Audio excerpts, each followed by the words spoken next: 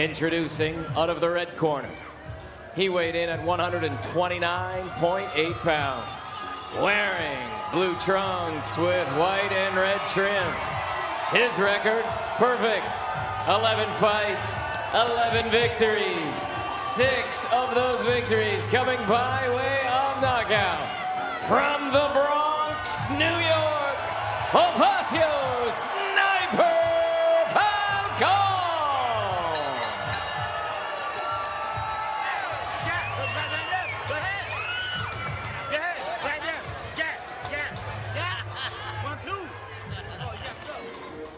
All right, fellas, y'all had your instructions in the dressing room. Obey my commands at all times, protect yourself at all times. Touch them up.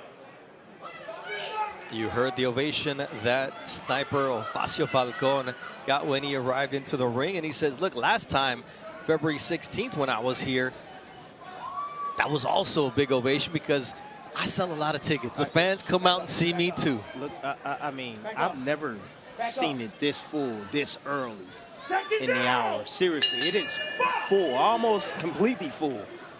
Well, it was also Nisa who opened up the card for us tonight. The NYPD officer Nisa Rodriguez. Ali Feliz got off to a quick start. You wanted to close up just with one comment about Ali Feliz, who we mentioned is 6'2" and 220-something pounds as a heavyweight. Yeah, you know, he comes in about 219. But, you know, he's out 6'2", so he's a small, I would say small giant, so to speak. And I was thinking, if he was to lose 19 pounds, think about that. Go down to cruiserweight.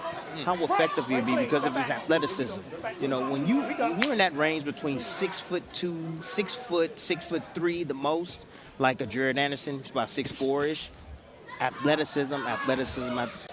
So, if you really look at that, man, Steph Curry is about 6'2". Kyrie Irving's about 6'2". You take that athleticism, you go down in the lower weight class, you'll have the power, you'll have the punch resistance from being a heavyweight your entire career. And you win there, and then you move up to heavyweight, man. That's for Ali Feliz, who got off to a quick start. Stop Isom Riley in the first round of their fight. So far, Ofacio Falcon landing a good right and a left hook here against Antonio Dunton. Dunton's a scrapper, man. Yeah. You know, don't be fooled by the record. He's faced a few undefeated guys in his career. Ooh. He can take a punch, very durable. And he seems like he's always willing to fight in exchange. Fights out of Baltimore, Maryland. Get some good work out there in the gyms. Yeah, but Falcon is well skilled. Likes to set up his attack. You know, everything off the jab. Likes to control his distance as well.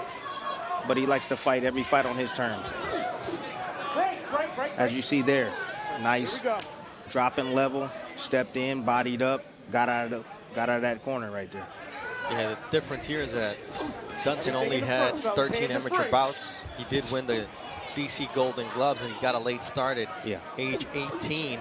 But he says, look, I'm a boxer puncher who knows how to adapt, and I think that if I punch in between Falcon's punches, I can do some damage. That's what he's looking for.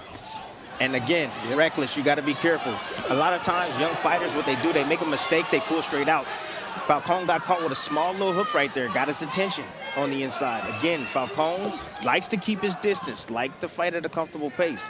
It doesn't seem like Dunton L. Jr., he's spooked by the speed or power of Falcon.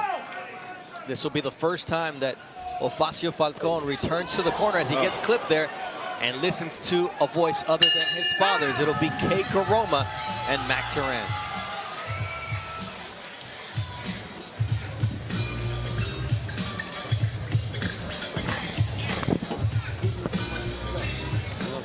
That's why he's catching the sloppy stuff. Look, man, step towards and step side to side. Stop shooting, stop trying to look pretty. Suck your chin, Double that jab up in his chest. Everything that he's coming is slow. You can counter with the right hand hook and the right hand again. Okay? You see he's breathing heavy. Start stabbing downstairs. Stop fighting off the back leg. Okay? Walk forward. Yeah, walk forward. Walk side to side. Turn your punches. Come on, man. And bring that to the body. Have a good first round. Hey, keep your hands up. Excellent first round. Give him too much respect, okay? Come on. Step to him, shoot your jab, feint him, attack. Take your feet. Step side to side. Stay off the line. Come right back. He's throwing that lazy double jab. You come with the right hand and uppercut. You got it. Hey, come on, man.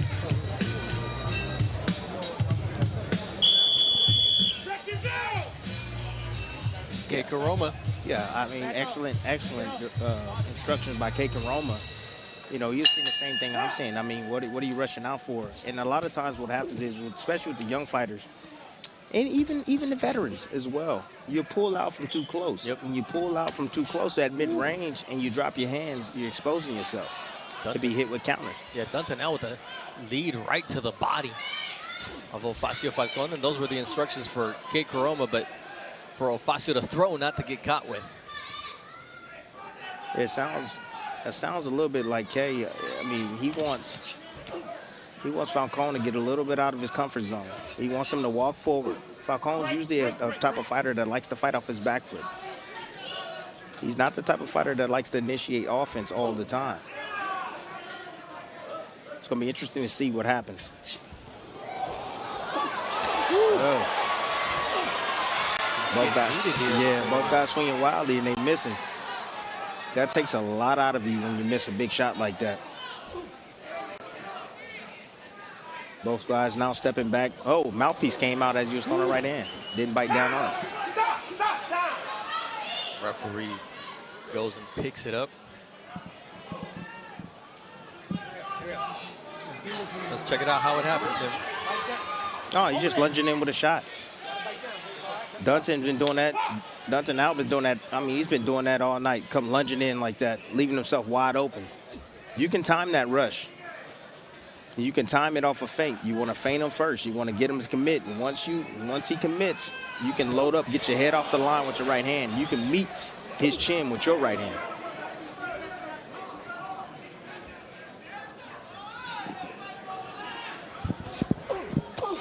That's Good a left shot. hook and drops Dunton. He's not hurt, but he did drop him. More of a shot that was off balance. I don't know if it hit him on the chin. Caught him on the shoulder. Saying he caught him on the shoulder. Caught him on the shoulder. Dropped him anyway. We'll get a better look at that.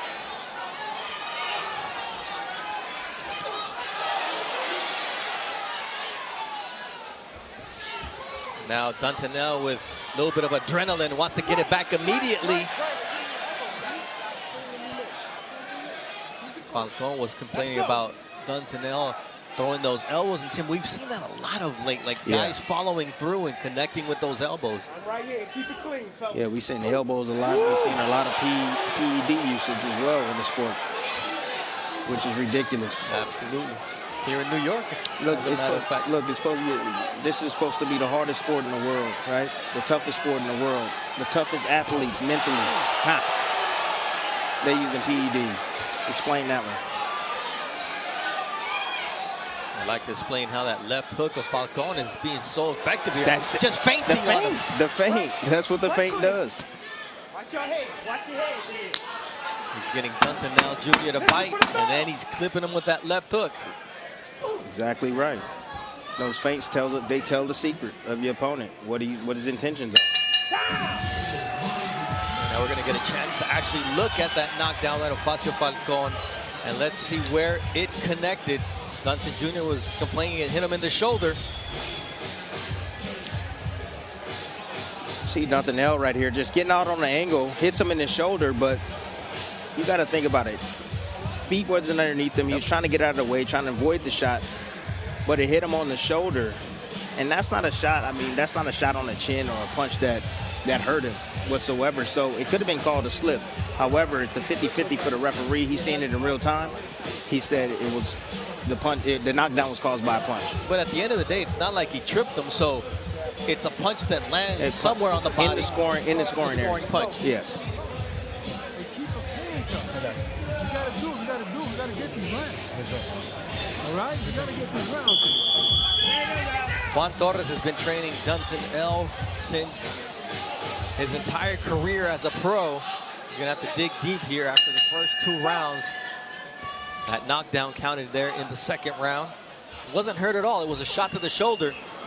He's very aggressive here. And Ofacio Falcon, he can catch him in between punches and use Dunton's strategy against him to do some damage. This is a great matchup. This is great matching right here by the matchmakers here at Top Rank. I mean, this Dunton was here to test Falcon. And he's testing him in ways he's never been tested as a professional as of now. Usually Falcon is able to sit back and stay relaxed and stay composed and just kind of control the entire ring. Tonight he's having to fight a little bit. He's having to counter a bit. He's having to stand his ground. He's having to come forward. It's a great experience for the young man. Yeah, Antonio Dunton making him work on his entire game tonight. Look at that movement from Dunton. Yeah, and again, throwing punches from odd angles. Yes. Fighting bit off rhythm. That's tough to deal with. But I like the way Falcon is just staying composed. I would like him to get him more on his jab and start feinting more to be able to understand what Dunton's intentions are. He said, I know that Dunton throws wide shots, but today he's like, but I don't watch a lot of video because then they're going to switch it up. And tonight he's a lot crisper with his punches. Oh, gosh. I'm watching video. That's the bread and butter. You got to be the student of the game. You got to be able to study your opponent. You got to know what his string star's weaknesses are. You got to know when he starts to tire out, what hand he likes to use most. I mean, there's little things that you can take from watching film that can help you. Like that left hook. How are you going to get away from that? Exactly. Just hold the phone. Just hold the phone. That's it. But you won't know that unless you watch film. And you can also look at yourself in that same manner and pick out what you do well, what you need to improve on, what your opponent sees. There, Falcon trying to go to the body of Dunton Jr. Sets up a left hook over the top. Yeah, that's one of the punches. And he did it when Dunton was going backwards, when he wasn't able to counter, which is smart. I really don't like lead left hooks up in front. I used to do it often as well. And I remember Teddy getting mad at me, especially when I was fighting against Rios. He was like, don't throw hooks in the front. Because if you miss, you line yourself up to be hit with a right hand. In fact, Rios was a power puncher as well. Yes, he was. As is Dunton here. You can see when he lands those shots, there's some heaviness behind him. Yep, Falcon is allowing Dunton to do what he wants to do. I mean, he's doing his best to time him, and that's what he has to use right there. He has to use that jab. Now he's backing up in straight lines, and that's why you see going after him. Let's go from borough to borough. We see Falcon is from the Bronx. Brooklyn has Shushu Carrington. He says he knows you need something special to be a Brownsville boxer. What do you think are the core elements that make up a good Brownsville boxer? Like when you've looked at these guys and you see what they do and you try to imitate or you want to implement it into your game, what do you think are the few things that you're like, I have to have this? Definitely the hunger, definitely that anger. Like that's needed, because if you're from Brownsville and you don't got it like that, you ain't from Brownsville, bro. Get up out of here. You're not from Brownsville, bro. Get up out of here. Nah. No, but yes, that, the confidence, and you gotta carry that New York swag. Yeah. New York City, baby. Hey, now hold on. For that weekend, it's New Rico. New York City, Puerto Rico coming together. It's gonna be massive. And I'm gonna put on a show, like I always do, every single time. Shushu Carrington reminds me of what our buddy Andre Ward, the Hall of Famer, would talk about. He's like, I'd show up at a tournament coming from the West Coast, and you just knew these guys had this New York swagger. Yeah. And Shushu definitely has that. Oh, you can have the New York swag, but you also got to be able to fight. Yeah, absolutely. You got to bag it up, bag those words up. and Shushu, that's what he knows how to fight. Absolutely. Came up with Zab Judah, Daniel Jacobs, a lot of those guys out of the Brownsville neighborhood that gave us Iron Mike Tyson and so many great fighters throughout the years. Different generations. Yes, it is. And this is this generation's next. Shushu Carrington, he'll be in our co-main event. Riddick Bowe, Big Daddy, also a Brownsville fighter. See, out at distance, this is where Falcon's going to reign supreme. Gets hit with a right hand right there, just going straight back. Trying to extend, trying to create some traffic with that lead hand. Got caught. But as long as the fight is being fought at this distance, it's going to favor Falcon. So now, Dunton, he's looking to time Falcon in between his shots. Or any time that Falcon gets a little bit complacent on defense or get a little bit relaxed, just look for Dunton to try to sneak him. These little sneak attacks, explosiveness. Ofacio with a nice right to the body after the feint. He's making Dunton bite. Ooh, and then nice he lands a straight right hand over the top. Again, counterpunchers like distance. They like distance. They want to see those punches coming. So that way they're able to anticipate. He didn't see that jab coming. No, he didn't see that coming. He wasn't set. He was actually on his front foot walking in. You see that jump punch from Dunton Jr.? he's reaching deep into the bag. In the bag right now, right?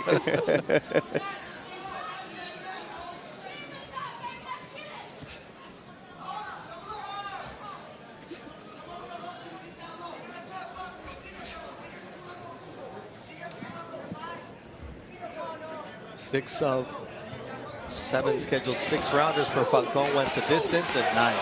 You see the work here from Dunton. He's got Falcon up against the ropes. See the counters in between, yes, from Falcon, but Dunton just letting his hands go right there in that sequence, and he's having success as well. But I like the shoulder rolls from Falcon. But that's the type of attack that the judges will see as effective from Antonio Dunton. Yes. Because he received, but he also dished out. Correct. So he evened the playing field. 2/3 of the way through this bout. Let's listen in to Kei Kuroma with Ofacio Falcon.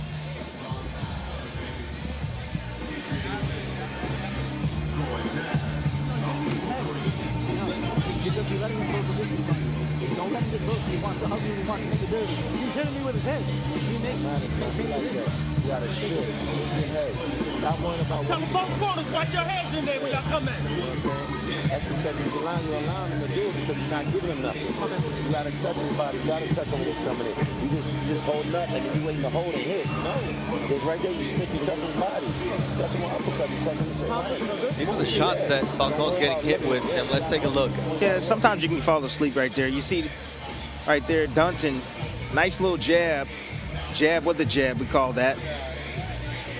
And this is the shots in the corner I was talking about. Dunton just answering those calls. You know, when you're pinned in the corner like that, man, you're sitting duck for anything.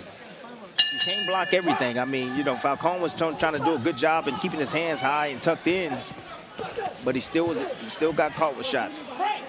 You know, as a young fighter at 24 years old, he's worried about Dunton coming in and hitting him with his head. So, you know, that sometimes takes his focus away from what he needs to be doing. That's what Kei Kuroma was trying to get him to do. Was like, hey, you don't have to allow that if you do what you're supposed to do. Keep his spacing. That's what he has to do. He's not keeping his spacing. If your opponent steps in, you want to keep a certain distance. He steps in with 1 foot or steps in 1 step, you got to step back. That's what you have to do. You got to step back 1 foot. That's one of the best fighters in the world that's able to keep his spacing is Evolve. Another one, Shakur Stevenson.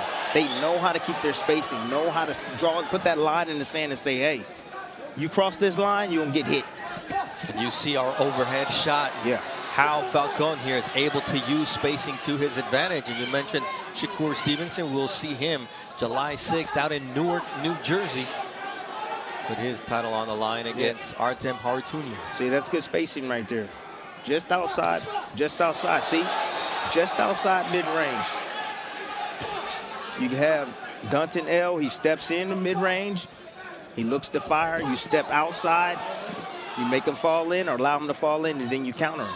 There it is again. Nice little check hook right there.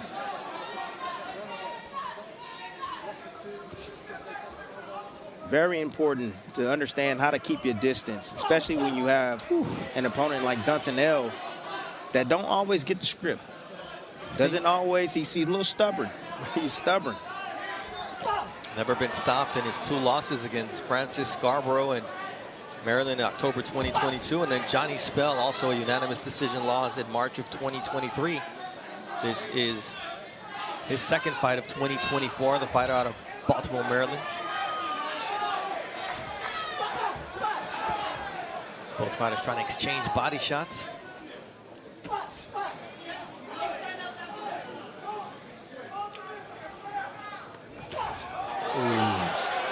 They call him the sniper for a reason. That was a changeup.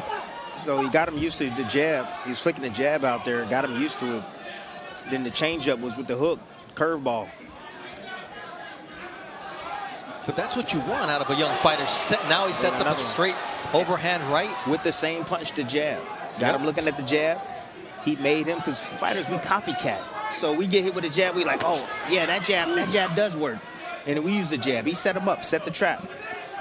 That's what you want to see with young fighters. Punch variety and adjustments as the fight progresses. Absolutely. We're 5 rounds in the book here. Ofacio Falcon and Antonio Dunton L. This all leads us to our main event. Xander Zayas headlining on Puerto Rican Day Parade weekend. Last time we saw him was in Florida, December 9th against Fortea. And he set up the shots and put him down, finishing the Brazilian in the 5th round. That was a low blow from Xander Zayas, but he just took his time, broke him down, worked the liver. He said, that's what I'm going to do tonight against his countryman, Patrick Teixeira.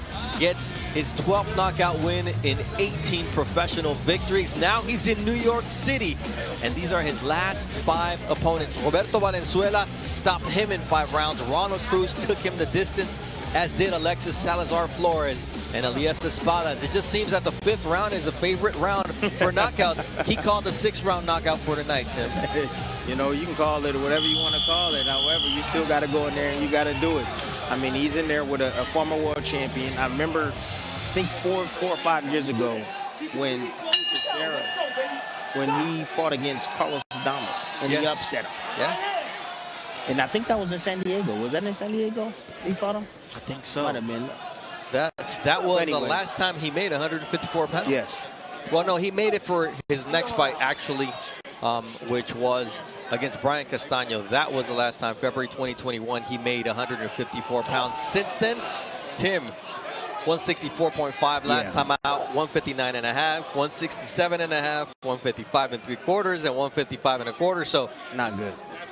He's back to 54. Yeah, that's not good. Not good at all. And if he has a little bit left of the way he looked back then against Carlos Adames, we're going to have a great main event tonight. Yes. Just a little bit. He says, I do have that little bit left, and I'm smarter now. That experience that I have, I don't think that Xander Zayas has been tested, is what Teixeira said. And he hasn't. He hasn't. I mean, the last time he was hurt, or I would say somewhat in trouble, was in Arizona, I believe. In the Arizona. heat, remember? In the heat, yes. Yes. But since then, he hasn't been tested. And so he said he's 21 years old. I believe that he can punch, but I'll know when I get in the ring with him, he said. But I'm not sure he can take my shot. And Xander respects his punching power. 24 knockouts and 35 wins. It's going to make for an interesting fight. And I think you got to take into account this is Xander's first southpaw that he's faced in his professional career. So we don't know how well he deals with southpaws. Well, we know that Ofacio Falcon has got that right hand lasered in on the chin of Antonio Dunton L, who's proven to be able to take a good shot. Yeah, he can take a punch, but he's taking advantage of that low lead hand, no head movement, just marching straight in. He's got his timing down now. What Dunton needs to do, Dunton L needs to do, is he needs to start incorporating some feints. Got to change up his rhythm a little bit. And try changing levels, moving his head side to side, upper body movement. Don't make himself so predictable, because look at his head, just right on the line all the time. But Tim, you remember how effective that feint was in the 2nd round. Yeah. For Ofacio Falcon. It's just he just isn't consistent about doing it. Because he was making Dunton L bite hard, and there's a nice 1-2 once again from the Puerto Rican. Short left hook. 30 seconds left here in the 6th round. Let's see if Falcon wants to turn it up or is content to cruise. You see how comfortable he is off the back foot? Yes. Extremely comfortable off the back foot. A little bit harder for him to come forward and understand how to create offense for himself. But that's why Kay was saying, I want you on the front foot, laterally moving and doing different things like he's trying to do there. That's a nice jab from Falcon here to close out the final seconds of this fight. That's an L right there where he's trying to cut off the ring. He's trying to put him in that corner. What are your impressions of what you saw from Falcon's performance? This is much needed. This was much needed. It can't be easy. Yeah. You gotta struggle a little bit. That's how you get better. You know, and I think this was the perfect matchup because he hit him with everything. Falcon hit Dunton with everything, and he took it well, and he fought back. He got caught in spots. You know, he changed his game up a little bit. He had to come forward, start fighting off his back foot. But, I mean, going rounds, there's nothing wrong with going rounds. They're valuable rounds for you in the future. So going good rounds is more important. I think that's what Dunton gave Ofacio Falcon here in this fight. Yeah, look, he was complaining about the headbutts in the corner. You heard the corner say, man, we don't care about that. Like, you got to deal with that. Yeah. That's the type of stuff you got to deal with. You're going to deal with elbows, headbutts, all these things. But, you know, if you don't go through those things and they happen at the wrong time. Let's say he would have got headbutted or cut. You know, he wouldn't know how to deal with that. So I'm glad that he went through that. It's a great learning experience for him. He looked really good in spots, but to me it seems like it took him some time to get going. You know, it took some time to figure out Dunton's style. Dunton was very explosive, very surprising at times. But once he figured it out and he got his timing down, he started to look really good. Yeah, I think there's a lot that Ofacio Falcon should be happy about in this performance. A lot to build on, a lot of positives to continue to do. I agree. All in all, it was a positive performance, I believe, that he put on. And I just want to see more. What's next? Yeah. Build off of this, learn from this, and that's all I want to see, baby. That's it. That's it. All right. Come back stronger next time. Did Ofacio Falcon make it a dozen victories in front of his hometown Puerto Rican crowd here in New York City? Mark Chinook has the answer. Ladies and gentlemen, after 6 rounds here inside the theater at Madison Square Garden, we go to the judges' scorecards for the official decision. John McKay scores the bout 59-54. Kevin Morgan and Martha Tremblay both have it 60-53. All in favor of your winner by unanimous decision, Ofacio "Sniper" Falcon. Ofacio Falcon does in fact make it 12 in a row. He makes his hometown crowd very happy. The Bronx native will celebrate right here, and he said, tomorrow I'm looking forward to being a part of that Puerto Rican Day Parade. Now, a man who may soon get a parade is the young man who is